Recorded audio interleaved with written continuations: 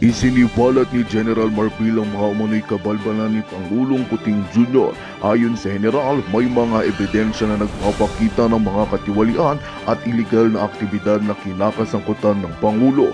Bagamat hindi pa malinaw ang buong detalye, nagdulot ito ng matinding kontrobersya at pagkabahala sa publiko. Ang mga akusasyong ito ay posibleng magdulot ng malaking dagok sa administrasyon ni Kuting. Kasabay nito inilahad ng Vice Presidente na si Inday na iimbisigahan na rin niya si Speaker Tambaluslos kaugnay ng mga aligasyon laban kay Kuting. Ayon kay VP Sara, mahalagang masiyasat ang mga isyong ito upang mapanatili ang tiwala ng mamamayan sa gobyerno. Siniguro niya na magiging patas at walang kinikilingan ng imbisigasyon at makikipagtulungan siya sa iba pang ahensya ng gobyerno upang masigurong lalabas ang katotohanan. Sa gitna ng balitang ito, nagbigay ng pahayag ang kampo ni Pangulong Kuting na walang katotohanan ng mga aligasyon laban sa kaniya. Anila, isa lamang itong pagsusumikap na sirain ang reputasyon ng Pangulo at magdulot ng kaguluhan sa bansa. Nananawagan din sila sa publiko na manatiling kalmado at hintayin ang resulta ng imbestigasyon. Patuloy na binabantayan ng mga mamamahayag ang mga susunod na kaganapan kaugnay sa isyong ito. At yan nga ang balitang ating pagkakatutukan. Ngunit bagong lahat, siguraduhin mag-subscribe at i-hit ang notification bell para sa patuloy na pagtutok sa mga sulyap ng bagong balita sa tunay na boses ng masa.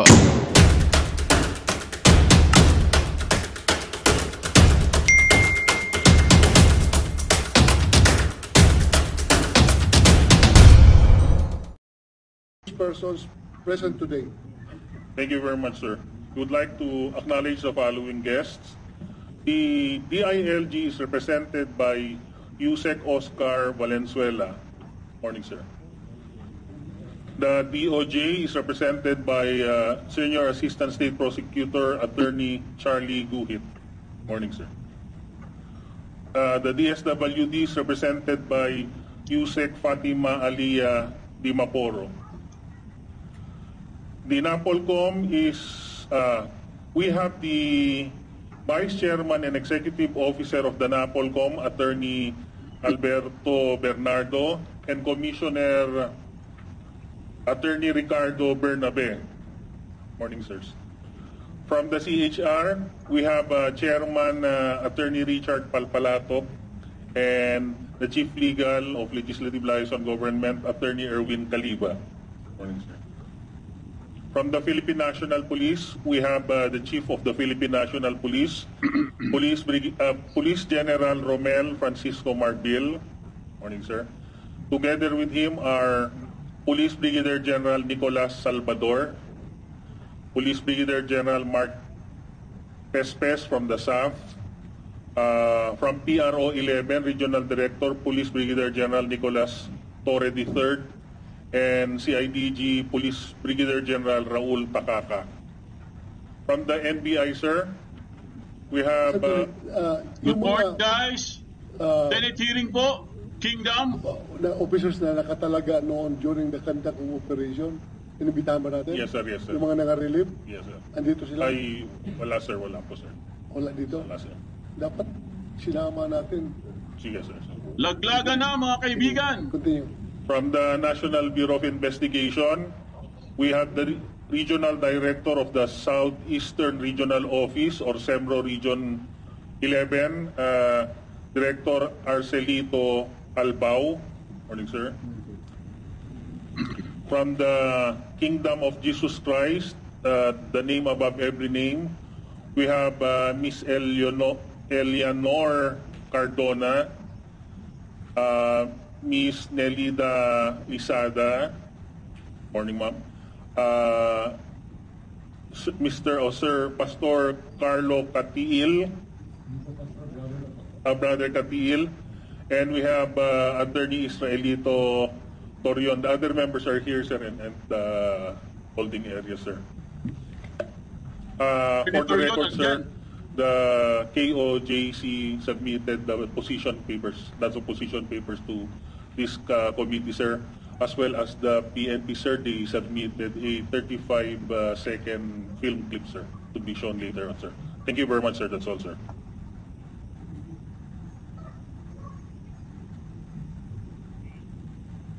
Ito, Comsec, Police Brigadier General Randy Arceo. Inibitahan mo ba ito? Police Colonel Joselito Castro. Police Colonel Samuel Mina. Police Lieutenant Colonel Vermin Suwin. Inibitahan nyo ito? Yes, sir. It's part of the invitation of the PNP. When I wrote the letter to the Chief PNP, sir, we indicated therein all the names of the police officers who are supposed to be invited in this hearing, sir. Police Major Iamel Oliveros, PNP Davao del Norte. Yes, sir. Yes, sir. So wala ito ngayon. We can inquire with the Philippine National Police, sir. Wala.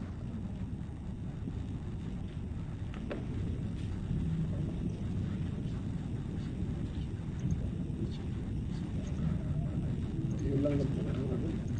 Wala daw ito. Wala itong mga pangalan na ito. So ang inibitahan yung mga director lang. Ha?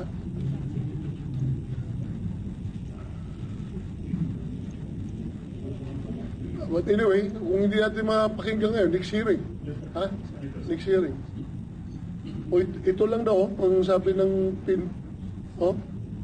SAP, sa DG, PNP Region 11, and PNP Davao City. Good morning guys, happy Monday po sa ating lahat. Senate hearing po ito mga kaibigan. PNP Davao City.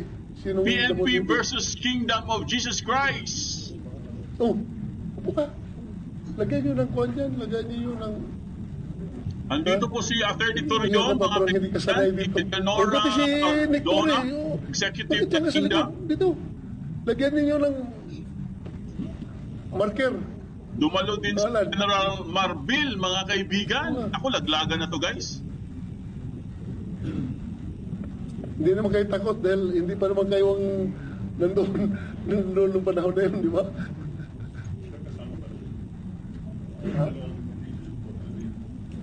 For tomorrow. Okay, sige. Let me proceed with my opening statement. Magandang umaga sa lahat. Again, excessive. The Merriam-Webster Dictionary defines excessive as exceeding what is usual, proper, necessary, or normal. Interestingly, so much of what we shall be discussing today hinges on this very word.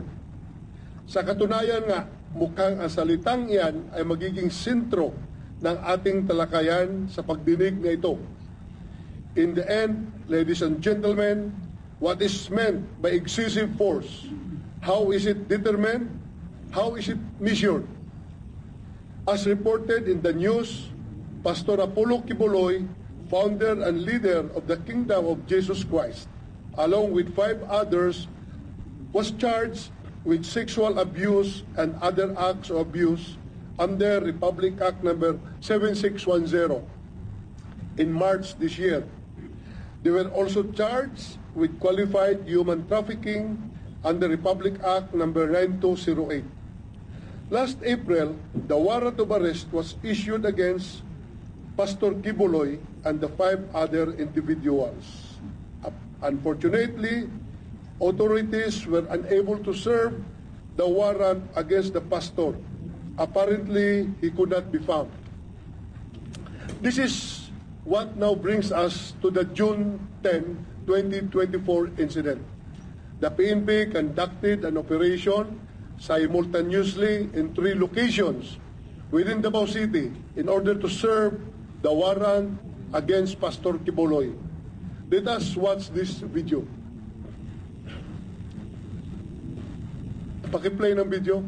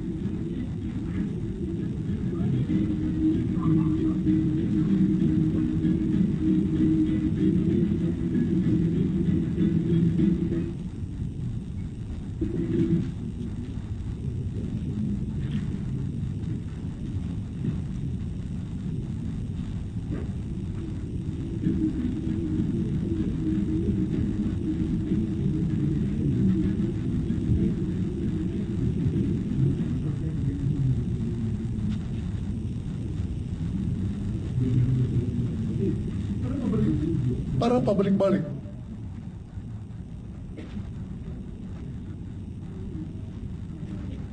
Iba na yan. Teka lang guys, inayos lang po yung audio doon sa Senate.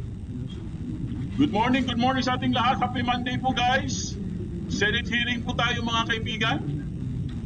Andito po si Marvel guys. Oo, may naghanap kay Marvel oh. Oh. Hello, Corazon Ostero, Victoria Galvez, Manuel Tumala, Florinda Yon, Elizabeth Bagsikan. Okay, thank you. Rosemary Almonte, Venus Diaz, Raquel Reyes. Ngayon, balikan natin yung ating unang tanong. Ano nga ba ang ibig sabihin ng salitang excessive? Paano ba natin masasabi na sumubra ang PNP sa ginamit nilang puwersa? On one hand, the PNP categorically states that it was a lawful operation. According to them, it was done in proper coordination with local officials na sinunod lamang nila ang kanilang operational procedures manual. At wala silang ginawang hindi naaayon at ipinahihintulot ng batas. Ang tanging intensyon nila ay ang maisilbi ang warrant of arrest. Bilang isang dating pulis, gusto kong sabihin ko sa PNP, naiintindihan ko kayo. However, there are complaints from the members of the Kingdom of Jesus Christ that the PNP's use of force was allegedly excessive. Ang nasabing operasyon umano ay overkill. Ayon sa mga report, hindi raw bababa sa 3 miyembro ang nasaktan sa operasyon. One woman even claimed that she was kicked in the face by a military boot. As a person who has dedicated most of his life to serve and protect our citizens, I would also be appalled, shocked, even that it should reach a point where others get injured. Sasabihin ko rin sa QGC, naiintindihan ko kayo. In this hearing, I do not wish to exceed what is necessary to shed light on the truth. Hindi natin gagawin ang hindi saklaw ng ating mandato. We cannot afford to be excessive, especially not in the performance of our duties. Ang pangunahing isyu na nais natin maresolba sa pagdinig na ito ay nagkaroon nga ba ng pagmamalabis ang PNP sa pagpatupad sa inatas ng kanilang tungkulin na mag-serve ng arrest warrant ni Pastor Apollo Kibuloy. Before we begin our discussion, I would like to yield the floor to Senator Robin Padilla for his opening statement. Thank you. Maraming salamat po sa aming idolo, Senator Ronald Bato de la Rosa.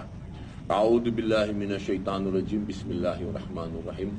Alhamdulillahi rabbil alamin. Bismillahi wassalatu wassalamu ala rasulillahi. Assalamualaikum warahmatullahi wabarakatuh. Pagbati po ng kapayapaan sa inyong lahat. Sa tagapangulo po ng Senate Committee on Public Order and Dangerous Drugs, Senador Ronald Bato de la Rosa, sa mga iginagalang po nating kasamahan na narito ngayon, sa mga panauhin po, magandang umaga po sa inyong lahat, lalo na po sa ating mga namumuno sa PNP, sir, at sa lahat po ng inyong mga kasama, sa lahat po ng nasa gobyerno, sa lahat po ng nasa Napolcom, sa lahat po ng nasa Kingdom. Isang magandang umaga po. Ako po ay nagpapasalamat din sa miyembro ng media. Sa lahat po nung naririto, bagamat maulan po ngayong umaga, isang mainit na pagbati po sa inyong lahat. Tayo po ay magkakapiling ngayong araw na ito sa bisa po ng Resolusyon 1051 na inihain ng inyong lingkod tungkol po sa ulat ng mga naging paglabag ng ating pong mahal na kapulisan sa operation na isinagawa noong ika-10 ng Hunyo sa premises po ng Kingdom of Jesus Christ sa Davao City. Ito po ay lugar ng mga taong sumasamba. Alam naman po natin na ang operasyon ay para ihatid ang warrant of arrest mula po sa Davao Regional Trial Court, Branch 12 at Pasig Regional Trial Court, Branch 159, laban po kay Pastor Apollo Kibuloy at 5 pang individual. Subalit, nais po nating bigyan linaw at sa huli mabigyan ng karampatang aksyon, Sir Human Rights, at solusyon ang mga sinasabing excessive force, allegedly, na hindi naman sana kinakailangan sa parte ng atin pong mahal na kapulisan. Nakarating po sa atin na may mga nasaktan na mga misyonaryo, mga taong Diyos po, sa nangyaring tensyon sa loob ng compound. Hindi po natin makalimutan na nasa pulisiya po ng ating mahal na PNP ang pag-comply sa international human rights standards and practices sa pagsasagawa po ng mga police operations. Sa puntong ito ay ditinggin po natin ang bawat panig na kapiling natin ngayong araw na ito. Sa parte naman po ni Senador Bato na aming pong idolo ay sisikapin po namin ang pagsigurong paglinaw sa mayroong, alam niyo po, ang nakakalungkot. Ako din po kasi ang chairman ng komite ng mass media and public information. Sobra na po ang paglaganap ng fake news sa ating bansa. Ang nakakalungkot po, ang pinakikinggan pa ng ating mga kababayan minsan ay yung mga vlogger na hindi po natin alam kung saan nanggaling na lupalop ng Pilipinas ang kanilang mga dunong, ang kanilang mga kagalingan, kumakabanat sa mga taong gobyerno, hindi na po natin maintindihan at gumagawa pa ng mga peke, ginagamit ang mga AI. Alam niyo po, ito pong araw na ito, gusto ko pong malinaw sa dalawang panig na hindi po kami nakaupo dito ni Senator Ronald Bato de la Rosa bilang mga kaalyado ng dating Pangulong Rodrigo Roa Duterte, o kami po ay number 1 na sumusuporta kay Vice President Inday Sara Duterte. Nandito po kami bilang mga senador, independente. Pag-uusapan po natin ang mga karapatan ng ating mga kababayan na nasa konstitusyon. Kami po ay mga senador ng bayan upang siguraduhin po na ang konstitusyon ay walang pinipilit. Ibig pong sabihin, ang lahat ay may boses. Ang lahat, kailangan naririnig natin ang dalawang panig. Dahil yan po ang esensya ng ating demokrasya. Ang lahat ay may boses.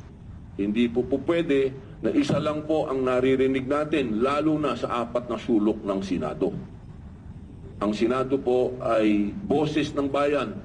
Ang mga nandito po ay hinalal ng taong bayan upang magbigay ng patas na pagkilala sa bawat karapatan ng bawat tao. Ganun din po ang pagkilala natin sa serbisyo naman po ng ating kapulisan. Hindi po natin nakakalimutan na ang kanilang kabayanihan at yan po ay sinasaluduhan natin. Ngunit sa katapus-tapusan po ng usapang ito, huwag po nating kalilimutan na meron tayong saligang batas na nagbibigay proteksyon sa lahat, maging sibilyan, maging militar, maging pulis. Basta Pilipino, iyaan po tayo sa harap ng saligang batas, sa harap ng Diyos at sa harap ng batas ng tao, tayo po ay pantay-pantay. Yun lamang po, maraming salamat po ang aking pong Ginoong Pangulo. Maraming salamat. Maraming salamat, Senator Robin Hood Padilla. As we begin this investigation in aid of legislation, may I request Comsec Asierto to administer the oath of all resource persons present for today's hearing. Thank you, Live sir. Senate hearing. We request the guests to please Kaibigan, good stand up morning. and raise their right hands. Hello kay Tita Go. Do Good you day swear po, to Sir tell the Budinet. truth, God the bless. whole truth, and nothing but the truth in this public hearing and investigation? Benjamin Thank you very much. Please take your Garduque. seats. Thank you, Kumsek. For orderly conduct of today's hearing, we shall structure the discussion as follows. Number one, presentation of the PNP. Of course, it is going to be preceded by the opening statement of the Chief of the Philippine National Police, because he asked me earlier to allow him to leave after his opening statement because of some pressing matters doon sa Region 3. Number two, presentation of the KOJC. Number three, NBI. Number four, DOJ. Number five, Commission on Human Rights. Number six, Davao City LGU. Meron bang Davao City LGU? Andito? Wala. And other resource person. So from here, I would like to give the floor to the PNP, to the Chief of the PNP for his opening statement. Our Chairman, sir, can I be allowed to read my opening statement? Yes, go ahead. You have the floor. Thank you, our Chairman, sir. Honorable Chairperson, Senator Ronaldo Bato de la Rosa, Senator Robin Hood Padilla of the Committee on Public Order and Dangerous Drugs, fellow public servants, and other guests. Magandang umaga po sa inyong lahat. I'm here today to address the concerns raised regarding the police operation conducted by the Philippine National Police within the premises of the Kingdom of Jesus Christ, or what we call KOJC, on June 10, 2024. A month after the RDC NCR Judicial Region Branch 159, Pasig City, issued order finding probable cause against the following persons. This operation was not just a routine action, it was a critical mission to execute a lawful warrant of arrest against the fugitives of the law, Apollo Cabuloy and 5 others, in connection with non-bailable offenses, sa Tagalog po natin walang piyansa, of child abuse and qualified trafficking. These actions were anchored on verified information indicating fugitive Kibuloy's frequent presence in the area, a matter we could not ignore. Let me be clear, this police operation was carried out with strict adherence to the PNP operational procedures. Our guiding principle was to uphold human rights while executing our duties with the highest standards of professionalism and respect of the law. Prior to the execution, the PNP engaged with local officials to ensure a peaceful and orderly police operation and minimize any potential disruptions to the community. During the police operation, we deployed an appropriate number of personnel and utilized extensive resources for critical reasons. Number one, the primary subject of the warrant posed a high threat due to his considerable influence and extensive network, which significantly complicated our efforts to apprehend him. Second, intelligence report indicated the subject may employ armed civilian supporters to evade arrest, necessitating the deployment of the Special Action Force to thwart any potential threat. Remember, fugitive Kibuloy himself declared, and I quote, "Hindi ako pahuhuli ng buhay," and unquote, a clear indication of his defiance. Fugitive Kibuloy's blatant disregard of the law and the mockery of the judicial process presented a formidable challenge to our security forces and the integrity of our criminal justice system. The effective execution of the operation was crucial to prevent negative international repercussions and to uphold our commitment to justice and security. For the information of this honorable committee, on the day of the operation, despite facing unprovoked resistance from KOJC followers, Our personnel exercise remarkable self-restraint and maximum tolerance throughout the operation to avoid tension and prevent any untoward incident. They remain calm and disciplined to escalate the already tense situation. Even when faced with aggression, being dosed with water, and sustaining injuries, our police officers did not retaliate or resort to excessive force. It will be shown later how our police personnel were water cannon. Yet, despite adhering to police protocols, allegations of excessive force have emerged. It is incumbent upon us to address these concerns with transparency and accountability. In response, I immediately directed our Internal Affairs Service Si to General conduct a Marbel thorough yung and nagsasalita. impartial investigation to determine whether or not any Nagbabasa. operational lapses were committed during the police operation. Our objective is to uncover the truth and to hold accountable any individuals who may have exceeded their authority. This investigation is being conducted with utmost integrity and independence, free from any undue influence or interference. As a result of the investigation, we have administratively relieved 15 PNP personnel, including 3 police commission officers and 12 police non-commissioned officers. Let me clarify, these officers were relieved not for abuses but for their failure to arrest the fugitives of the law, Kibuloy and his co-accused. To absolutely clear, the police operation is aimed at executing warrants of arrest for individuals accused of serious offenses. Their status as fugitive is indisputable.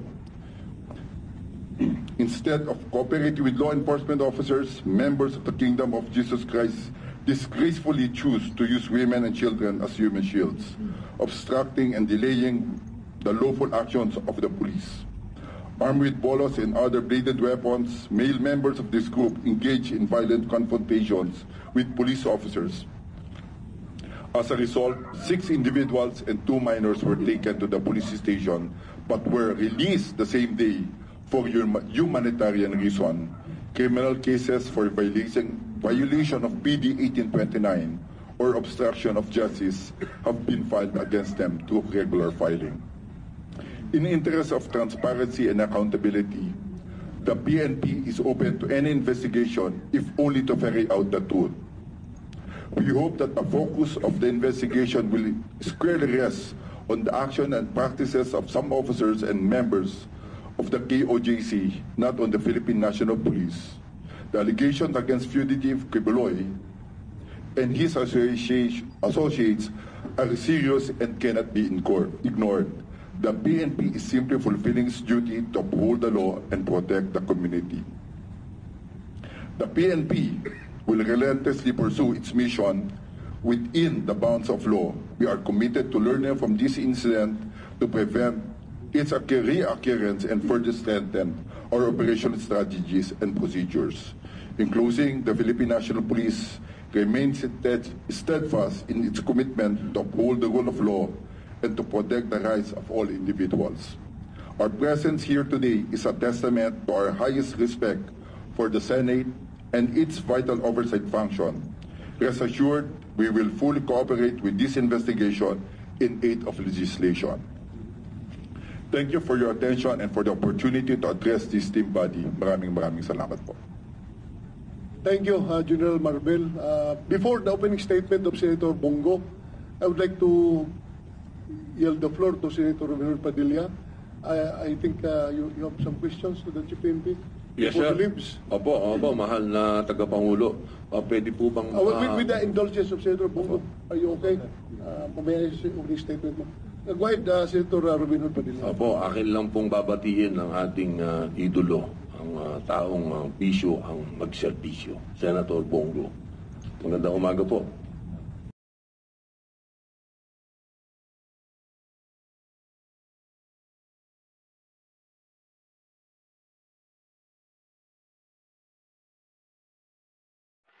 Magandang balita ang hatid namin sa inyo ngayong araw. Sa pagtatapos ng aming balitaan, nagbigay kami ng mga mahalagang impormasyon. Maraming salamat sa pagtutok at pagsuporta sa aming programa. Huwag kalimutang manatili sa mga susunod na araw para sa mga bagong balita at mga kwento na dapat nating abangan. Mula sa Boses ng Masa, magandang araw Pilipinas!